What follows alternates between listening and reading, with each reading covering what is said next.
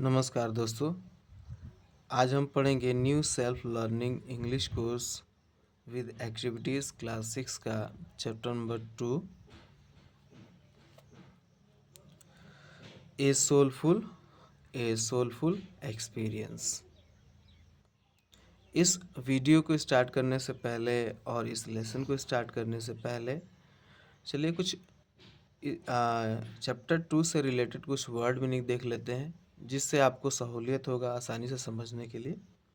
तो ये रहे कुछ वर्ड मीनिंग्स।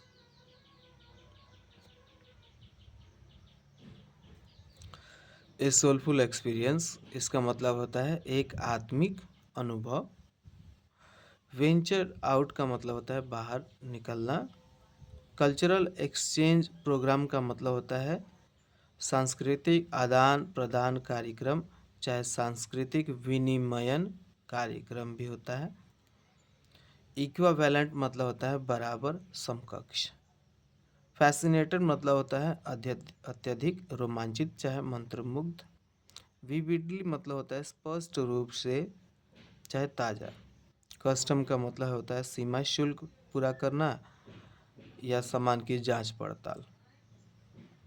गार्लैंड मतलब फूलों का हार। कन्वीनियंट मतलब सुविधाजनक, चाहे आसान। इंस्टेंस मतलब उदाहरण स्वरूप। डेप्सिटिंग मतलब चित्रण करना या वर्णन करना। फ्लॉलेस मतलब होता है बिना दोष के। एक्वायर्ड स्किल मतलब होता है अर्जित कौशल। ओवरवेमिंग मतलब होता है जबरदस्त या भाव विह्वल करने वाला। अप्लाउडेड मतलब होता है प्रशंसा, चाहे सराहना। पैशन मतलब होता है जुनून। और नावल मतलब होता है नवीन। तो चलिए आज का वीडियो शुरू करते हैं।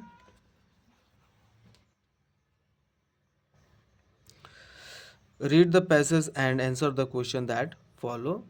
इस पैसेज को, स्टोरी को पढ़ना है और इससे रिलेटेड कोई भी वर्ड में क्वेश्चन है उसको सॉल्व करना है।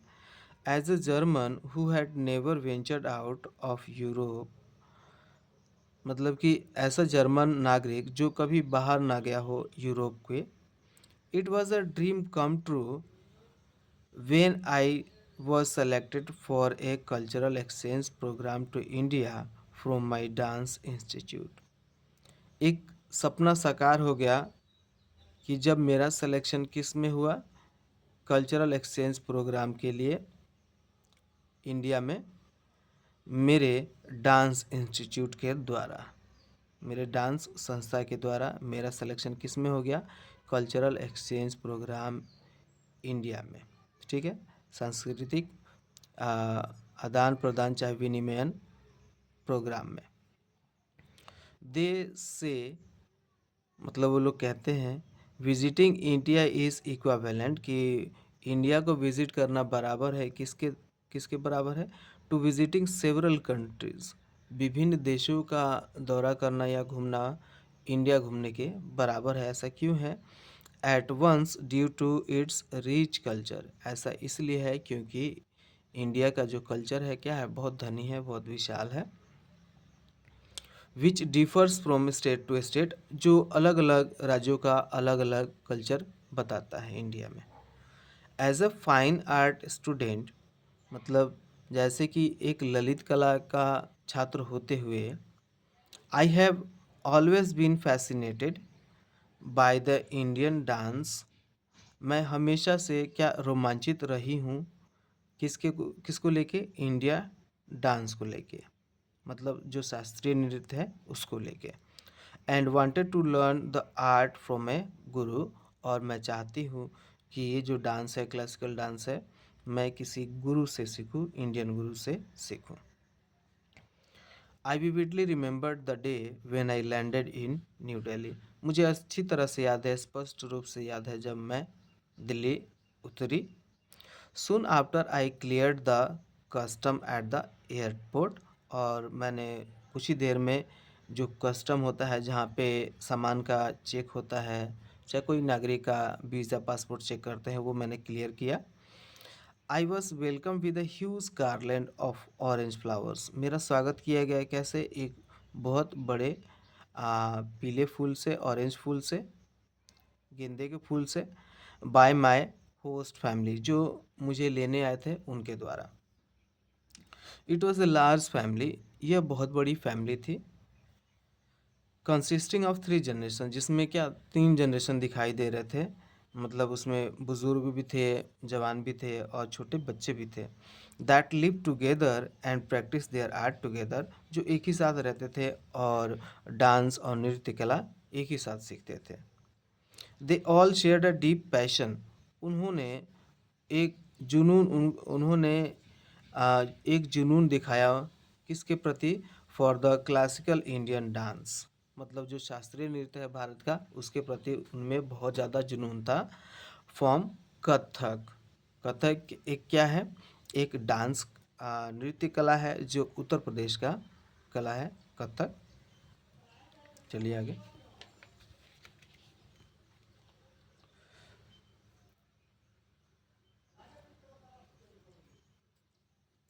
माय गुरु टीचर, जो मेरे गुरु थे वो क्या? टीचर, चाहे टीचर बोल सकते हैं चाहे गुरु। The head of the family, वो क्या है? हेड ऑफ द फैमिली है मिस्टर रामचंद्र, उनका नाम क्या है? Ramchandra. Was an expert in this art, वो क्या थे? एकदम विशेषज्ञ थे, गुरु थे आर्ट में, जो ये कला है नृत्य कला उसमें। However, he seemed to be stricter than the teachers I had in Germany. हालांकि ऐसा प्रतीत होता है, ऐसा लगता है कि ये जो रामचंद्र गुरु जी हैं वो ज़्यादा स्ट्रिक्ट हैं किसके मुकाबले? जो मेरे गुरु थे कहाँ पे? जर्मनी में, उसके मुकाबले।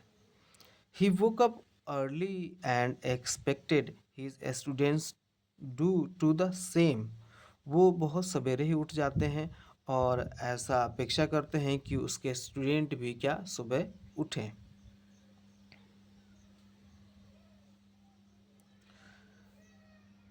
As he like to teach only in the morning, जैसे कि वो डांस जो नृत्य कला है वो हमेशा कब सिखाना चाहते हैं? सवेरे, सुबह। As my classes with him begin, जैसे मेरी क्लासेस उनके साथ शुरू हुई, I found that the dance poses और the mudra were the foundation of any classical Indian dance. तो मैंने पाया कि जो मुद्रा हैं चाहे पोजेस हैं वो क्या है? नींव है किसी भी शास्त्रीय नृत्य के। और ये मुद्रा और पोज क्या होते हैं? जैसे हम भाव भंगिमा दिखाते हैं आँखों के द्वारा, किसी दृश्य को बताते हैं हाथों के द्वारा, अपने जेस्चर के द्वारा, बॉडी के द्वारा, तो वो सब क्या है? मुद्रा कहलाती हैं, चाहे पोज कहलाती हैं। I learn to use my hands, feet and even my eyes to express myself in my dance. मैंने ये भी सीखा कि कैसे अपने हाथों का यूज़ करते हैं डांस में, कैसे पैरों का यूज़ करते हैं, कैसे मतलब ताल के साथ साथ अपने पैरों को भी चलाते हैं और अपने आई को भी कैसे मूव करते हैं और उसको दिखाते हैं एक्सप्रेस करने के लिए। तो ये मैंने सारा कुछ सीखा। आई also learn the Indian way of starting a practice session called प्रणाम। जब डांस शुरू किया जाता है तो सबसे पहले प्रणाम किया जाता है उसमें। तो मैंने ये भी सीखा which is a respectful greeting to the audience prior to starting the performance, जो एक प्रकार का क्या था? अभिवादन था। एक प्रकार का क्या था? अभिवादन था अपने दर्शकों के लिए, कि डांस स्टार्ट करने से पहले उनका अभिवादन कैसे करते हैं डांस के थ्रू। तो मैंने ये भी सीखा। I also liked the idea of taking one's shoes off before entering the stage. मैंने ये भी सीखा कि जैसे पहले हम स्टेज पे जाते हैं तो हम बेयर फुट, मतलब बिना जूतों के वहाँ पे जाते हैं स्टेज पे, और चाहे जूते निकाल के स्टेज पे जाते हैं डांस करने के लिए। It is not only convenient to dance barefoot, ये मतलब ऐसा नहीं कि खाली बस आसान है डांस करने में बिना पैरों के, बिना जूतों के, but it also keep the stage clean. इससे ये भी होता है कि क्या होता है? स्टेज साफ सुथरा रहता है बिना जूतों के, नहीं तो गंदा हो जाएगा। It is also a way of paying respect to the stage, और एक ये भी कारण है कि आप उस मंच को कितना इज्जत दे रहे हैं। तो तब भी हम क्या वहाँ पे शूज़ ऑफ कर देते हैं, जूते निकाल देते हैं। As my practice session proceeded with him proceeded further, जैसे मेरा प्रैक्टिस सेशन उनके साथ और आगे बढ़ा, I became familiar with other novel aspect of the art. तो मैंने और भी कई नवीन जो पहलू हैं आर्ट के बारे में, कला के बारे में मैंने सीखा। फॉर इंस्टेंस, जैसे उदाहरण स्वरूप, among the 10 major forms of dance in India, मतलब आ, और भी कथक को छोड़ के और भी जो मेजर डांस फॉर्म है इंडिया के, उनके बारे में मैंने सीखा।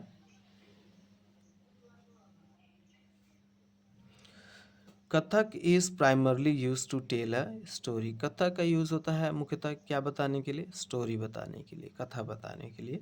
इनफैक्ट वास्तव में I learn a few acts myself depicting Lord Krishna and his famous dance with his female friends. मैंने ये भी सीखा कि भगवान श्री कृष्ण के जो वर्णन है, चित्रण है, वो डांस के थ्रू बताए, कैसे बताया जाए, ठीक है। उनके फीमेल पार्टनर जो डांस करते हैं उसमें कैसे बताया जाए, ये भी।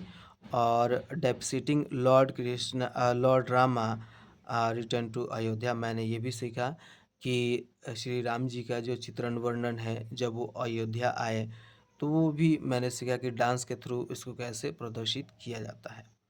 आई also learn that in order to master the art, मैंने ये भी सीखा कि अगर नृत्य कला में पारंगत होना है, आगे बढ़ना है, the foot moment had to be flawless. तो आपका जो पैरों का जो धाप है, चाहे पैरों का जो मोमेंट है, वो आ, दोष रहित होना चाहिए, मतलब ताल के मुताबिक पैर चलना चाहिए, मैंने ये भी सीखा। I became more comfortable with dancing, मैं और ज़्यादा सहज हो गई। किसके किसके लिए? With the small bells called ghungroo, मतलब अपने पैरों में घुंघरू बांध के डांस करना है, इसके लिए मैं आदी हो गई और मुझे ये आ गया अच्छी तरह से। I was now ready to perform a large audience, अब मैं क्या थी? रेडी थी, तैयार थी एक बड़े जन समूह के सामने, अपने ऑडियंस और दर्शकों के सामने डांस के लिए। And I and was very excited to show off my newly required skill, और मैं अपने जो नया जो अर्जित ज्ञान किया था, ये जो सीखा था, उसको दिखाने के लिए मैं बहुत क्या थी? उत्तेजित थी। My 30-day trip to India come to an end with my dance performance at the India Habitat Center।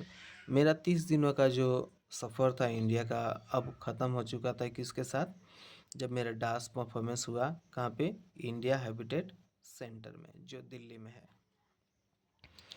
आई मैं along with my Ramchandra dance group, और मेरे जो साथी हैं, कौन? जो मेरे गुरुजी हैं डांस ग्रुप के लोग, performed A 60 minute Kathak recital before a large Indian audience. तो हमने लगभग 60 मिनट डांस किया, किसके सामने? जो ऑडियंस है, जो दर्शक हैं, उनके सामने। Which had travel from all over the country, जो दर्शक पूरे देश से आए थे, उनके सामने हमने लगभग 60 मिनट क्या अपना कथक डांस परफॉर्म किया। I was touched by the overwhelming response of the audience that applauded us with an open heart। मुझे बहुत अच्छा लगा जब ऑडियंस के द्वारा बहुत ज़बरदस्त और प्रशंसा की गई मेरे डांस की और मेरे डांस ग्रुप की, खुले दिल से। I was touched by the warmth shown towards me, और मुझे और भी मैं हृदय से गदगद हुई, मुझे बहुत अच्छा लगा जब मेरे प्रति, क्योंकि एज अ जर्मन और कोई इंडियन डांस ऐसे इतना अच्छा करता है, तो मुझे बहुत अच्छा लगा। And the love for the art among Indians, और नृत्य कला के प्रति जो भारतीयों की जो लगाव है, उसको भी देख के मुझे बहुत आनंद आया, बहुत अच्छा लगा। I can not wait to return, मैं अब इंतज़ार नहीं कर सकती to India for another show next year in Chennai, क्योंकि मेरा जो आने वाला शो है, जो डांस है, वो इंडिया में है, चेन्नई में। आइए कुछ क्वेश्चन आंसर देख लेते हैं। What was the purpose of the authors visit to India? अच्छा, जो ऑथर्स है उसका क्या पर्पस था, उद्देश्य था इंडिया विजिट करने का? तो चलिए इस क्वेश्चन का आंसर हम देख लेते हैं। ये रहा, ये रहा, देख लीजिए। The purpose of the authors visit to India was a cultural exchange program. उसका विजिट करने का क्या उद्देश्य था? क्योंकि एक कल्चरल एक्सचेंज प्रोग्राम था, सांस्कृतिक कार्यक्रम था, डांस नृत्य था, इसी वजह से वो इंडिया आई थी। Next question, write two unique things about the passion that the host family shared. अब दो यूनिक चीज़ बताइए जो जो मेज़बान फैमिली है वो उसको दिखा, वहाँ पे दर्शाया गया है। तो ये था, आप देख सकते हैं B number. The two unique things about the passion that the host family shared were, कौन से थे? She was welcomed with a huge garland of orange flowers by her host family. उसका बहुत धूमधाम से स्वागत किया गया एक बड़े से फूल, गेंदे के फूल से। तो इससे ये पता चलता है कि वो क्या थे, डांस के प्रति उनमें बहुत ज़्यादा जुनून था। It was a large family consisting of 3 generation. और जो होस्ट फैमिली थी, जो मेज़बान फैमिली थी, जो मेरे स्वागत में आई थी, उसमें बहुत सारे ऐसे लोग थे जो बच्चे भी थे, बूढ़े भी थे और जवान भी थे, मतलब 3-3 जनरेशन उसमें थे। तो ये देख के मुझे और भी अच्छा लगा क्योंकि उनको डांस के प्रति बहुत ज़्यादा जुनून था। Live together and practice their art together, जो एक साथ रहते हैं और एक ही साथ अपने डांस परफॉर्म करते हैं। चलिए आगे देखते हैं।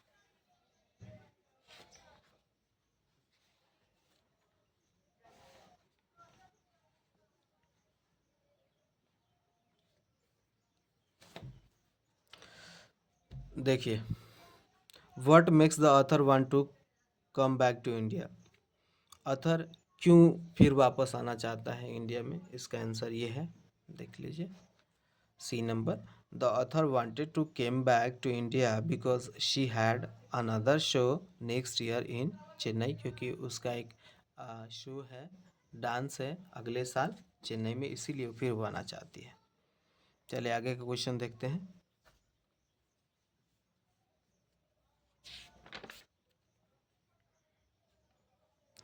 D number, the story is in the form of, ये जो स्टोरी है किस बेस पे है? A travel guide written from one's experience. एक ट्रैवल गाइड ने अपना एक्सपीरियंस दिया है, या a reconstruction of an imaginary tale, क्या ये इमेजनरी टेल है? Recollection of the past event, क्या ये रिकलेक्शन है किसी पास्ट इवेंट का? क्या हो सकता है? तो इसका आंसर होगा ये 3 नंबर, रिकलेक्शन है पास्ट इवेंट का। ठीक है, अब देखिए E, put a tick for the sentence that are correct, cross out cross out the incorrect ones, then rewrite the incorrect sentence correctly in your notebook। इसमें देखिए, इसमें कोई सेंटेंस अगर आपको लगता है कि गलत है तो उसको इधर, जो गलत है उसको सही करके यहाँ पे लिखना है, ठीक है, और जो सही है उसको सही कर देना है। The author learn acts depicting Lord Krishna and Lord Rama, क्या ऑथर ने भगवान श्री कृष्ण और भगवान श्री राम के चित्रण के बारे में डांस सीखा है? ये हाँ सीखा है, तो ये सही है। Next month the dance performance will be in Chennai, क्या अगले महीने है उसका डांस परफॉर्मेंस? नहीं, नेक्स्ट ईयर है उसका, क्या है? नेक्स्ट ईयर है, नेक्स्ट मंथ नहीं है, नेक्स्ट ईयर है, नेक्स्ट ईयर है उसका dance performance. The author's dance performance was held in India auditorium, नहीं, कहाँ है, India habitat centre, India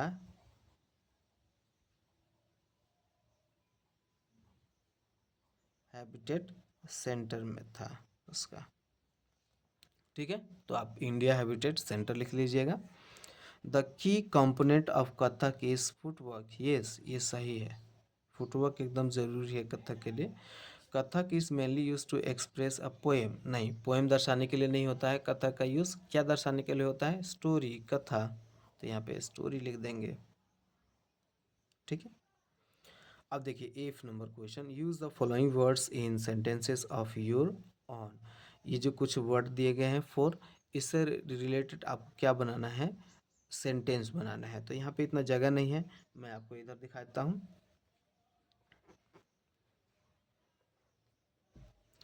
vividly, vividly मतलब होता है स्पष्ट रूप से, I vividly remember the day when I seen the Taj Mahal, मुझे अच्छी तरह से याद है जब मैंने पहली बार ताजमहल देखा था।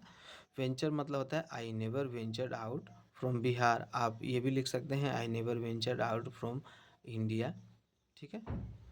ओवरवेमिंग, she felt an overwhelming desire to giggle. और 4 नंबर है applaud, the audience applauded to her performance. तो ये 8 नंबर क्वेश्चन था जिसको क्या बनाना था, वर्ड से सेंटेंस बनाना था अपने वाक्य में, अपने शब्दों में।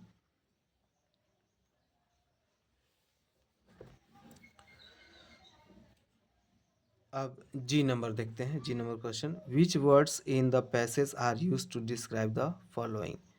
अच्छा, गार्लैंड को दर्शाने के लिए कौन सा वर्ड यूज हुआ है, ऑडियंस को, फ्लावर को और बेल्स को, तो ये आप बताइए। तो गार्लैंड मतलब ह्यूज गार्लैंड, यहाँ पे लिखा था huge garland. Audience, Indian audience से, इंडियन ऑडियंस, कौन से फ्लावर थे, ऑरेंज से, ऑरेंज फ्लावर, और बेल्स कैसा था, स्मॉल बेल्स था, स्मॉल बेल्स। चलिए अब एक लास्ट क्वेश्चन है उसको देख लेते हैं। Find suitable words from the passage to complete the following sentences. ये सेंटेंस को पढ़ के इससे रिलेटेड कोई सुटेबल वर्ड है उसको इसमें फिल करना है। Put things where they will be comfortable to you, comfortable इसमें भरेंगे, comfortable to you. What is this painting about? What is this painting? Question mark दिया है तो छोड़ देंगे। Gagan is the best student in the class because he has a passion, passion, passion for learning. Maria was dressed in a white gown that highlighted her lovely complexion. Lovely complexion मतलब रंग रूप। I hope आपको ये video बहुत पसंद आया होगा। अगर कुछ सुझाव है तो आप कमेंट बॉक्स में लिख सकते हैं, मैं इसको देखूंगा और कोशिश करूंगा उसको सही करने के लिए। तो इसी के साथ जय हिंद, जय भारत। थैंक यू दोस्तों।